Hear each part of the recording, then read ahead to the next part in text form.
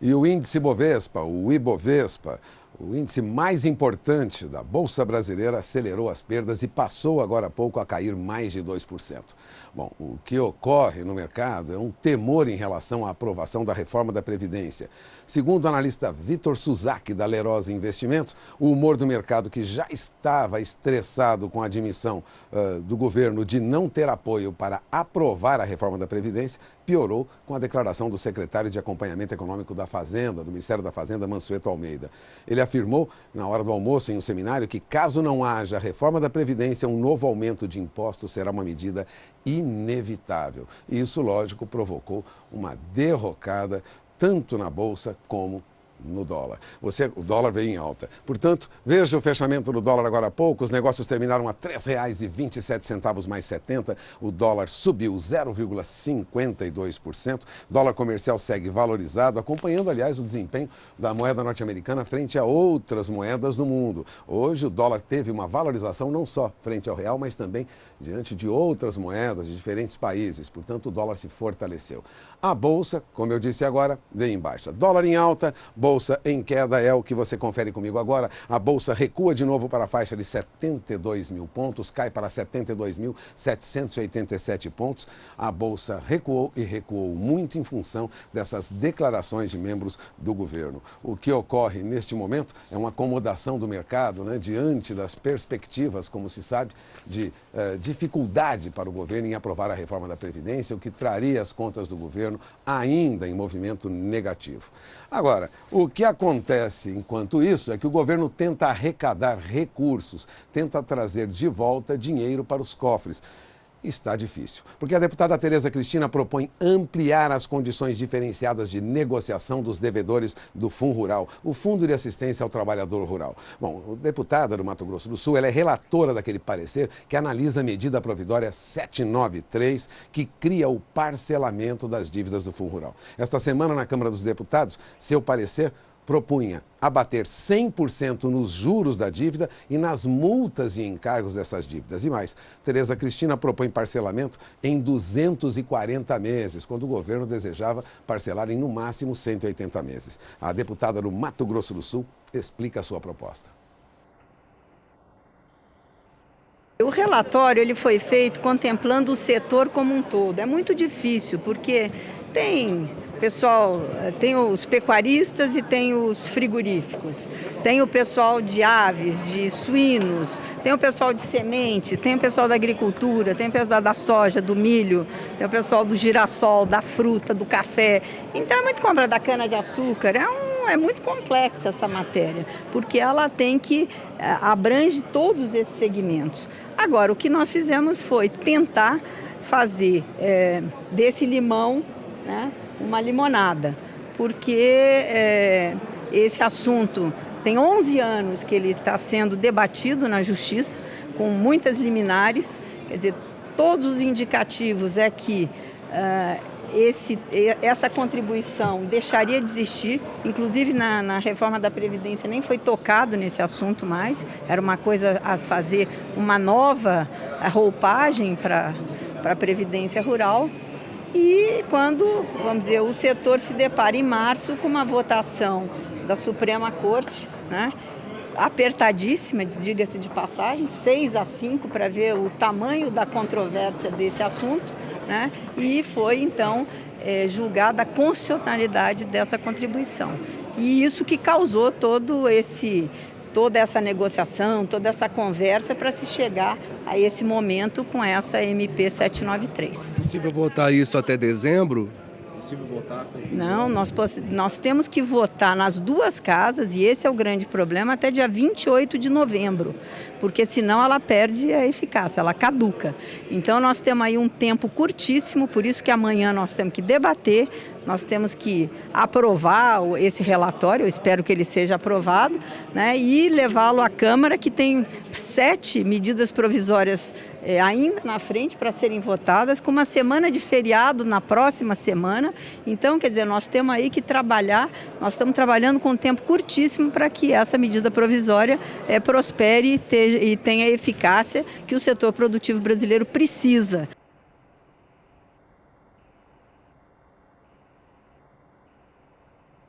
Bom, e o Conselho de Política Energética do Ministério de Minas e Energia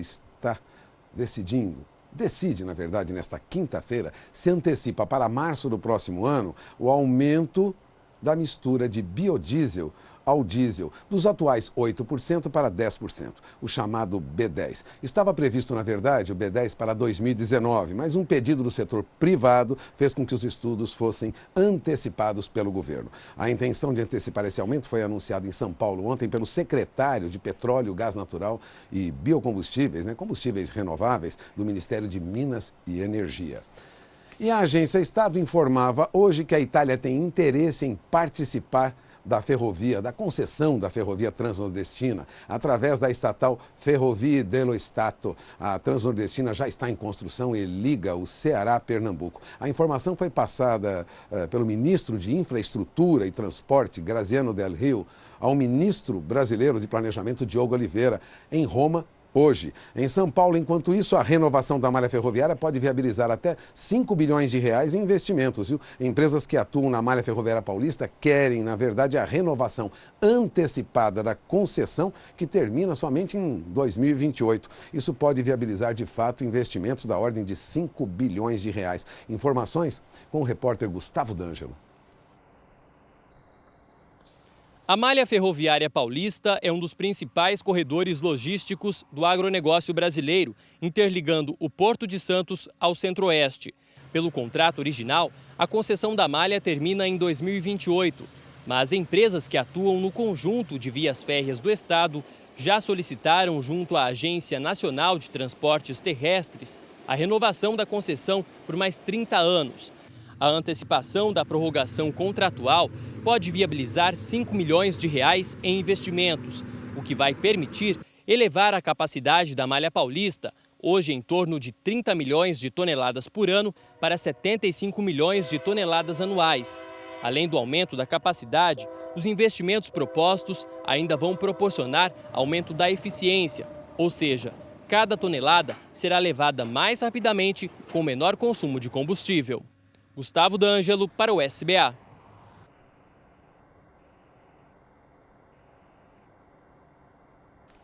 E o clima em toda a região centro-sul do Brasil é favorável ao desenvolvimento das pastagens. É o que alerta a meteorologista Juliana Rezende, da Somar Meteorologia. Juliana. Agroclima, oferecimento Biomatrix, sinal verde para alta qualidade em grão e silagem de milho. Olá, boa tarde a todos. Nos próximos dias, as instabilidades ainda vão seguir persistindo de forma mais forte no centro-sul do Brasil. O avanço de uma nova frente fria vai ainda garantir essas chuvas mais abrangentes. Agora, durante os últimos períodos, as chuvas mais fortes ainda seguem restritas entre a região sul, o estado de São Paulo e também Mato Grosso do Sul. Isso acabou aumentando de forma bastante significativa a umidade do solo. Nos próximos dias, essas chuvas ainda vão seguir persistentes no centro-sul do Brasil.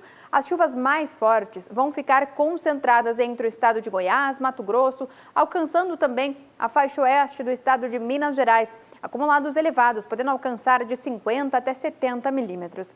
Nas demais áreas do centro-sul, as pancadas até ocorrem, mas acabam sendo intercaladas com períodos de sol. E no decorrer do próximo período, essas instabilidades ainda vão seguir persistindo de forma mais expressiva aqui entre o Mato Grosso, Goiás e também Minas Gerais. Agora o tempo mais seco vai voltar a predominar em grande parte do Mato Grosso do Sul, o estado de São Paulo, sul de Minas Gerais também e na maior parte da região sul. No estado gaúcho ainda pode ter chuva, mas com períodos de sol também, porque as pancadas são fracas. O volume é baixo e não passa de 15 milímetros. Só que essas chuvas mais fracas no sul do Brasil, elas vão durar pouco, porque no decorrer do terceiro período as chuvas vão voltar com força para o sul do Brasil. Acumulados agora que podem alcançar até 70 milímetros entre o período do dia 18 até o dia 22 de novembro. E as pancadas de chuva vão perder bastante intensidade entre a região centro-oeste e também no sudeste. Pancadas se tornam cada vez mais fracas e isoladas. Acumulados baixos na maior parte do centro-oeste e também sudeste, o acumulado fica em torno de 15 milímetros. Então, no decorrer dos próximos dias, essas chuvas mais fortes entre o centro-oeste e também o sudeste, elas não devem durar muito, porque a partir do terceiro período, principalmente a partir dessa segunda quinzena do mês de novembro, o tempo seco vai voltar a predominar no centro do Brasil e as pancadas de chuva vão ganhar força na região sul, trazendo cenários ainda otimistas para o desenvolvimento das áreas de pastagens. Daqui a pouco eu volto com mais previsão do tempo.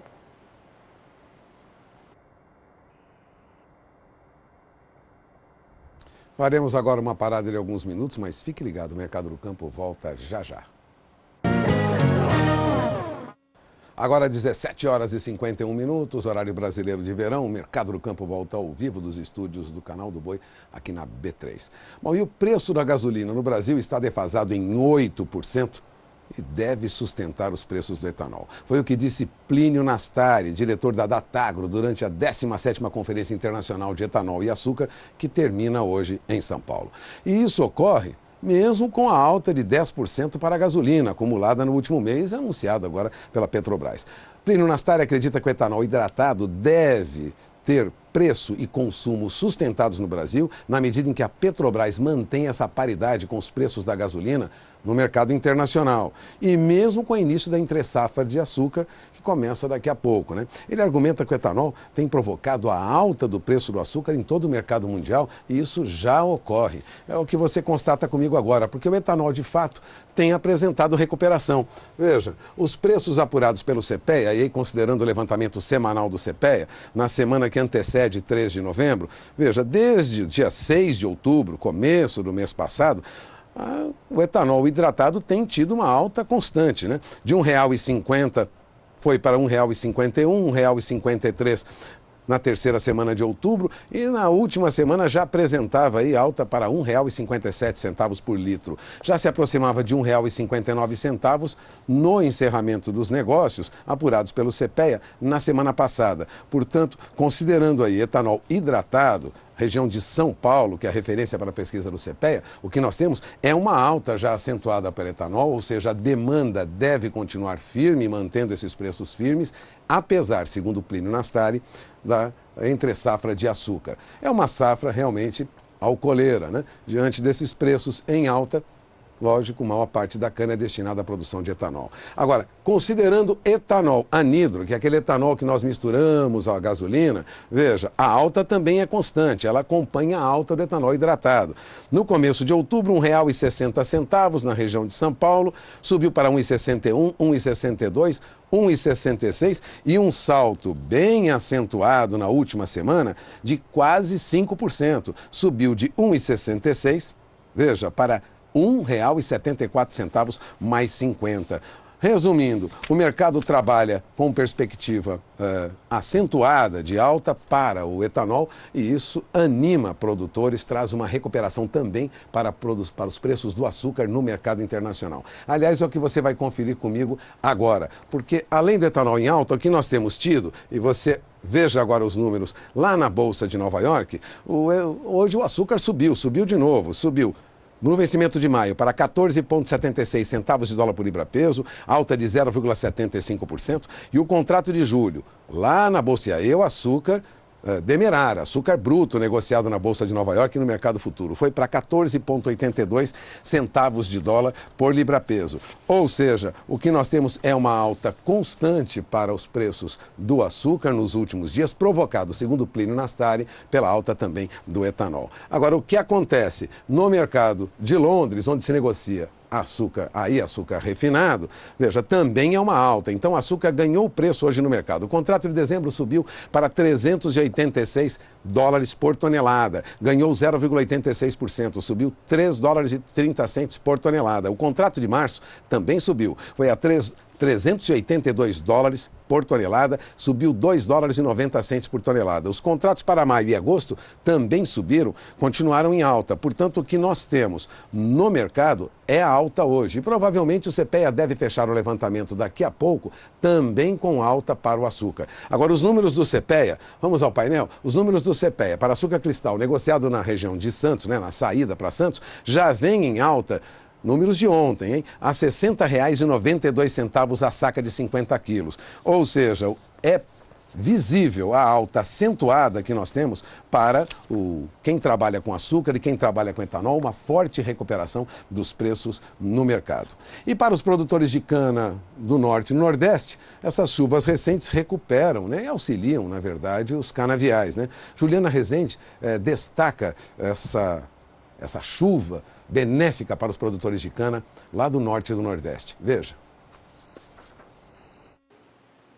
Chuvas abrangentes na metade norte do Brasil garantem cenários mais otimistas para as lavouras de cana-de-açúcar que estão em desenvolvimento. Isso porque essas instabilidades tiveram potencial para aumentar a disponibilidade hídrica do solo aqui nessas áreas em laranja do mapa. Porque no decorrer dos períodos anteriores, a disponibilidade hídrica do solo ainda era muito baixa. Agora, no decorrer dos próximos dias, ainda vai ter previsão de chuva forte. As instabilidades ainda vão seguir persistentes entre o interior do Nordeste, Tocantins e também algumas áreas do Pará. Previsão de acumulados expressivos de até 70 milímetros. Só que essa chuva muito forte, ela não vai durar muito tempo, porque a partir do segundo período, a chuva já vai perder força. Os acumulados ainda ficam em torno de 30 milímetros no interior do Nordeste, estado do Tocantins também, enquanto que na região norte, pancadas em torno de 30 milímetros podem alcançar no estado do Amazonas, enquanto que no Acre, previsão de chuva forte e risco até para temporais. Já no decorrer do terceiro período, as pancadas de chuva e as instabilidades tropicais ainda seguem persistindo em grande parte da região norte, só que agora elas perdem intensidade. E a mesma situação também ocorre aqui no interior do Nordeste. A chuva agora segue muito fraca e isolada, acumulados baixos que não devem passar de 5 milímetros entre o período do dia 18 até o dia 22 de novembro. Então, no decorrer dos próximos dias, ainda tem previsão de chuva forte nessas áreas mais secas, tanto do interior do Nordeste, como também nas áreas mais secas da região norte. Só que essa chuva mais forte, ela não vai durar muito tempo. Principalmente no decorrer da segunda quinzena do mês de novembro, a chuva perde intensidade e o tempo seco volta a predominar. Hoje eu encerro por aqui a minha participação. Até mais!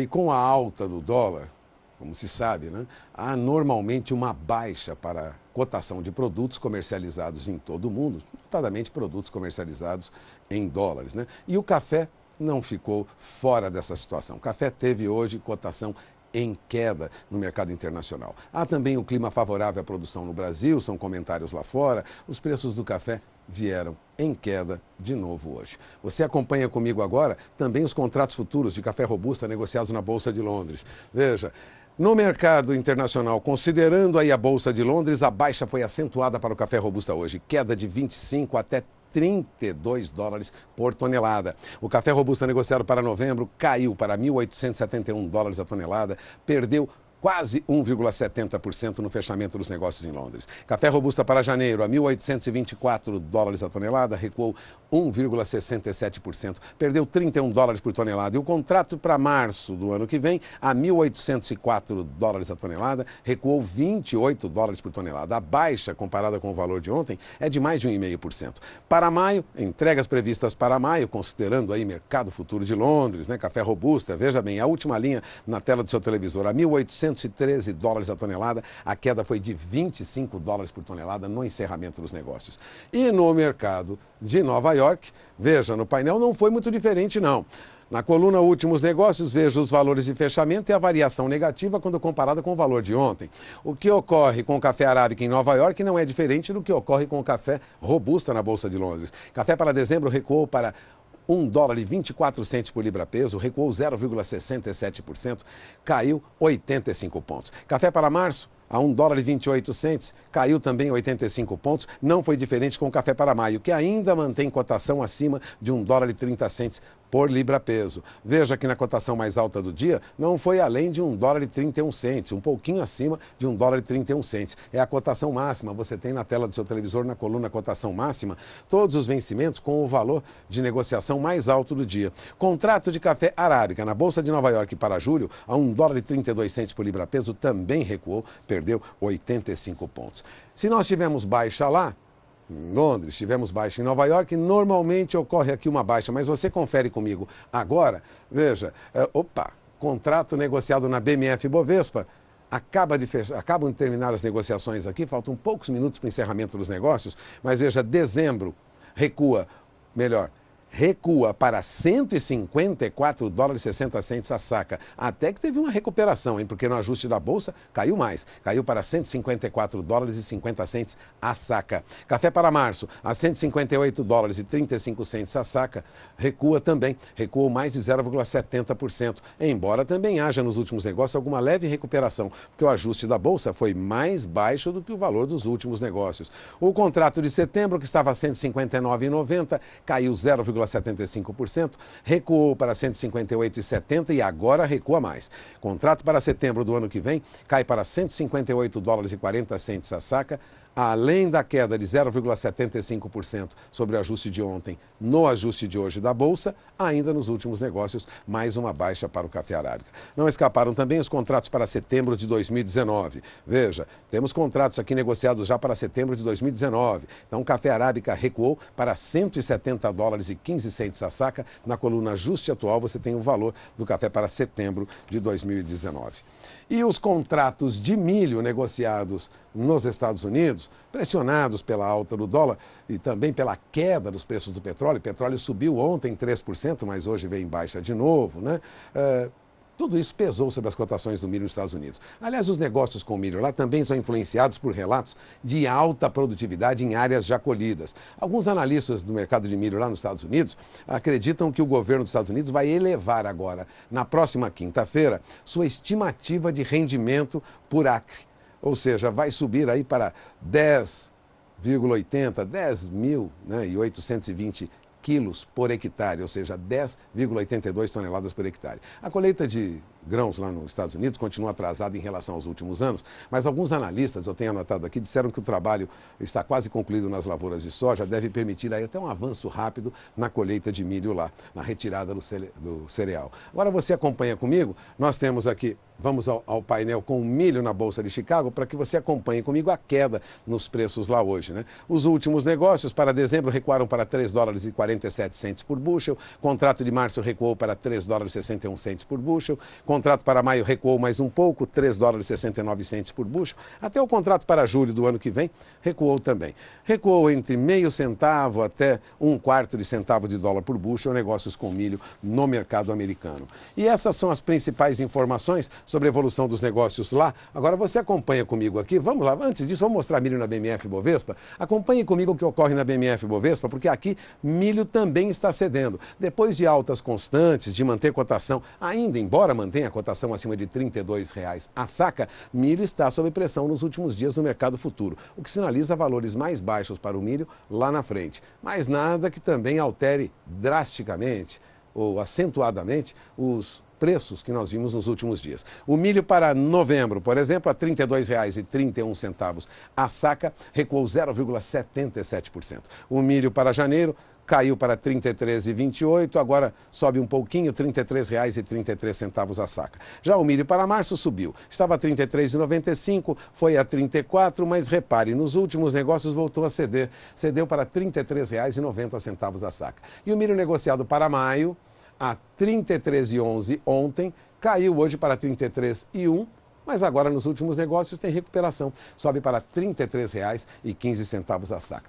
Mercado misto para o milho, mas é bom lembrar, milho está sob pressão no mercado brasileiro e também no mercado americano. Faremos agora uma parada de alguns minutos, mas fique ligado, daqui a pouco nós voltamos, você acompanha comigo destaques para a soja e para o trigo. Mercado do Campo volta já já. 18h06, horário de Brasília, Mercado do Campo volta ao vivo da B3, a Brasil Bolsa Balcão, direto dos estúdios da B3, mantidos aqui pelo Canal do Boi. E os produtores rurais do Rio Grande do Sul já demandam seguro agrícola por conta das perdas nas lavouras de inverno. Aliás, os escritórios da Emater, escritórios que prestam assistência técnica aos agricultores, já receberam quase 6.000 solicitações de Proagro somente por prejuízos no trigo. A reportagem é de Anelise Nicolodi. Olhando de longe, a lavoura de trigo parece estar pronta para a colheita e com expectativa de boa produção. Mas a agrônoma da Emater está aqui para mais uma avaliação devido ao pedido de Proagro, um seguro que os agricultores familiares podem acionar quando a lavoura financiada apresenta perdas.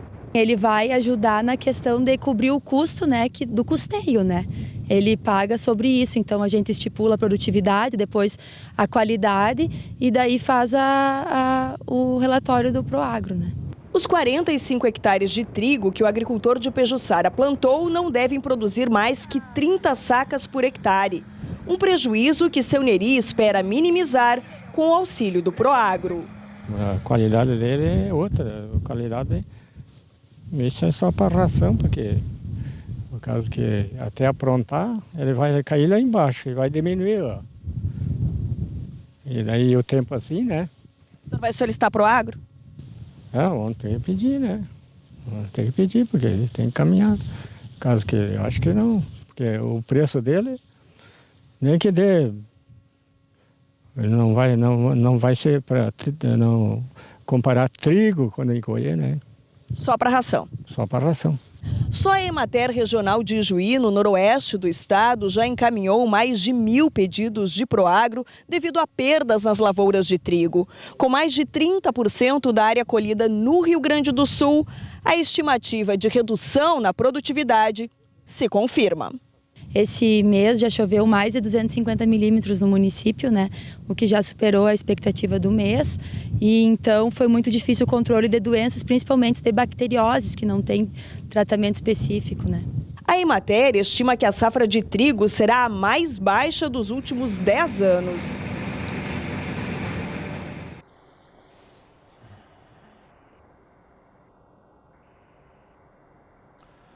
E o trigo negociado no Rio Grande do Sul sofre com perda também de valor, você verá isso já já.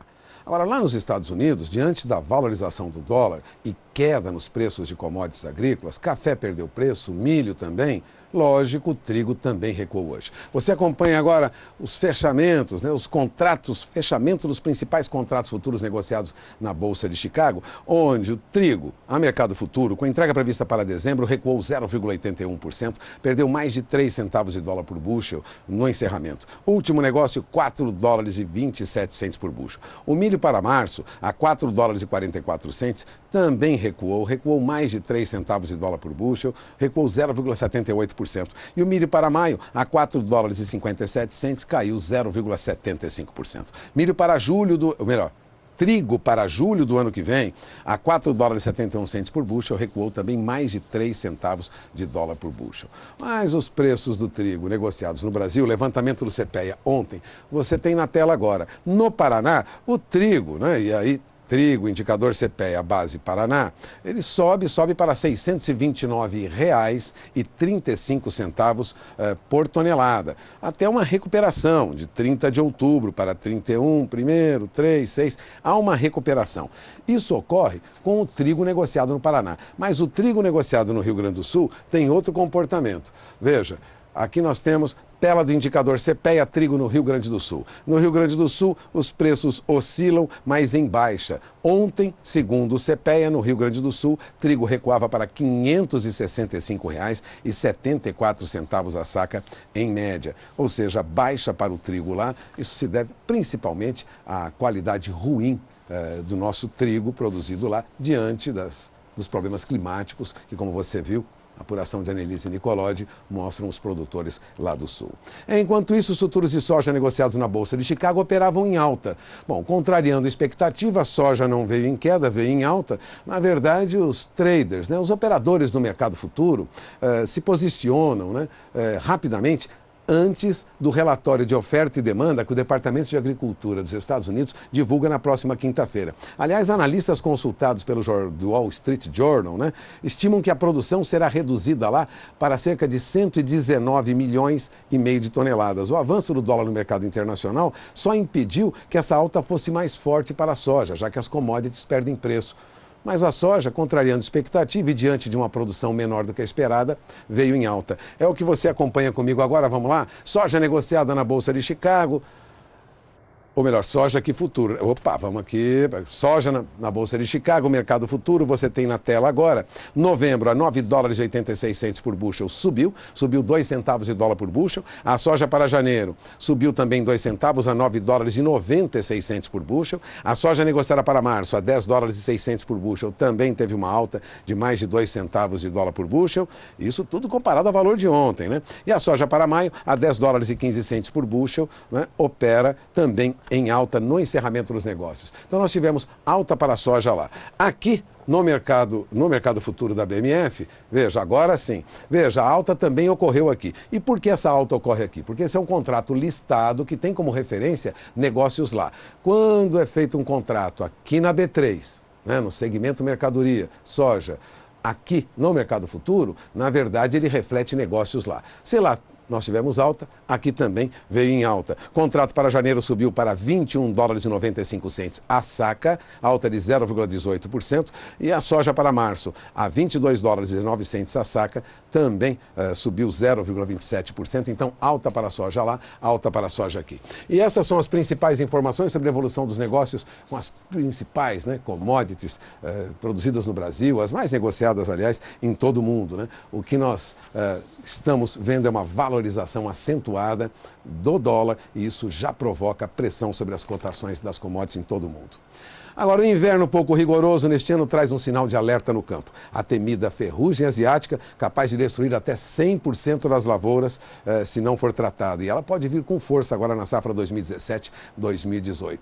Vamos rever essa reportagem que já foi também veiculada em outros programas aqui no canal do Boi. O objetivo é chamar a atenção do produtor para a ferrugem asiática. Veja. O plantio da soja avança na maioria das regiões produtoras. Segundo a Emater, dos mais de 5.700.000 hectares, 12% estão semeados. É a safra mais importante para os produtores gaúchos, que neste ano devem se preocupar com uma doença que pode comprometer toda a lavoura. Aqui na área experimental a gente já teve áreas que a gente perdeu 100%. Existem áreas que a gente deixa, que a gente busca colocar a variedade que a gente tem e naquele local a gente não executa nenhum manejo fitossanitário. Enfim, que a gente quer saber o que está acontecendo e como está ocorrendo a situação de doenças, de insetos, de plantas daninhas, como está a capacidade competitiva daquela cultivar frente a uma situação regional. E a gente tem várias situações já que muitos cultivares a gente teve zero de produtividade. Produziu alguma coisa de matéria seca para dizer que não produziu nada, mas ela tem um potencial destrutivo muito grande. E por ter um ciclo reduzido, a incidência dela, embora muitas vezes possa parecer pouco, de uma semana para outra isso já pode mudar totalmente o feedback que tu tem da tua área. Então tem que ficar atento.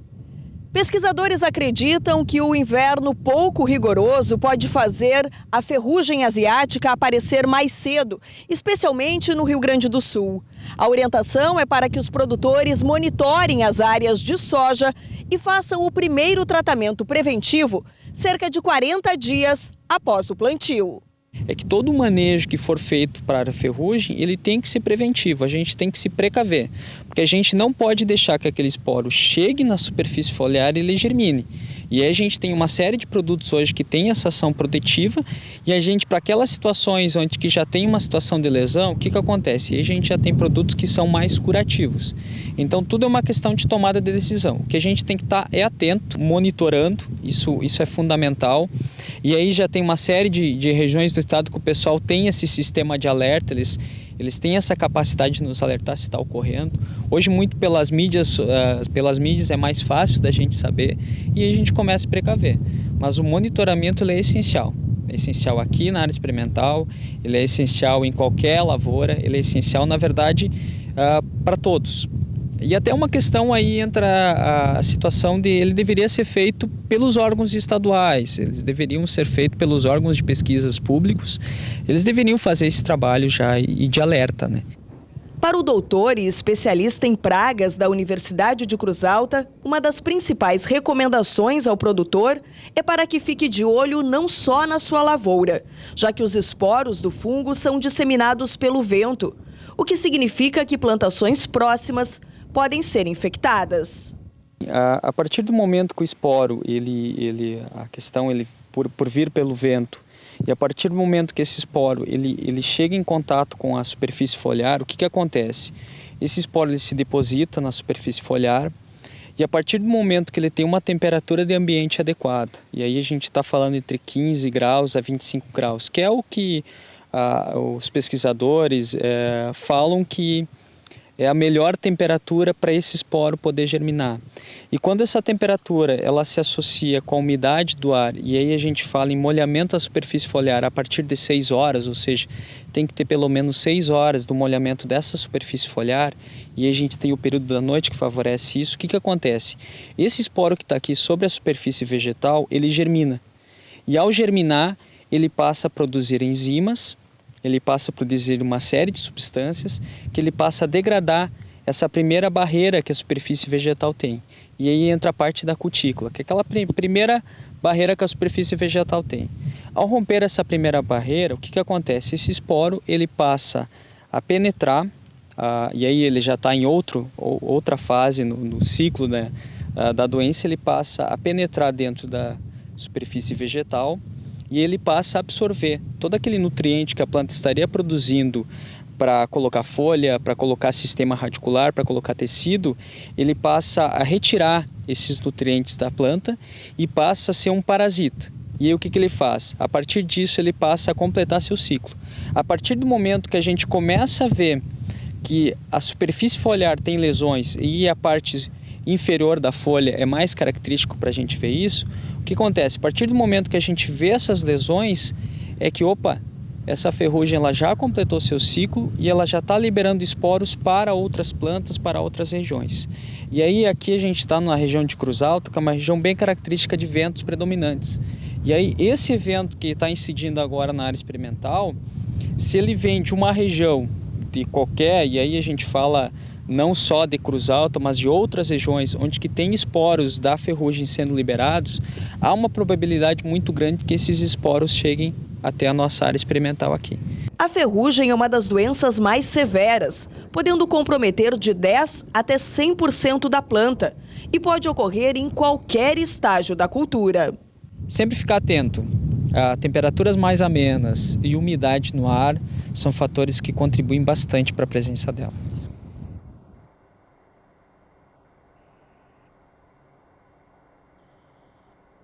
Bom, cuidado aí com a ferrugem asiática, né? Mas notícia importante você teve agora, produtor rural, em outubro. Depois de 11 anos de espera, começou agora no 1º de outubro, em todo o país, o Censo Agropecuário 2017. Nos próximos 5 meses, pesquisadores do Instituto Brasileiro de Geografia e Estatística, do IBGE, percorrem propriedades em todo o Brasil, coletando informações detalhadas sobre a agropecuária brasileira. O leiloeiro Adriano Edival tem uma mensagem para você, produtor. Veja. Produtor rural sabe tudo sobre sua propriedade, sobre o seu negócio, certo?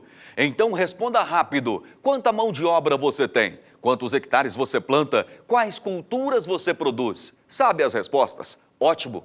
Porque o Brasil precisa dessas e de muitas outras informações que só você tem. Vem aí o Censo Agro 2017, que vai correr o país entre outubro desse ano a fevereiro do ano que vem, para criar um retrato fiel do campo. Com dados atualizados, o Brasil vai poder criar políticas e soluções para todo tipo de produtor rural. E aí, meu amigo, minha amiga, nossa agropecuária vai ficar ainda mais forte. Acesse censoagro2017.ibge.gov.br para saber mais. Faça a sua parte, receba bem o recenseador e responda corretamente. Censo Agro, vamos colher resultados para o Brasil. IBGE, Governo Federal, Ordem e Progresso.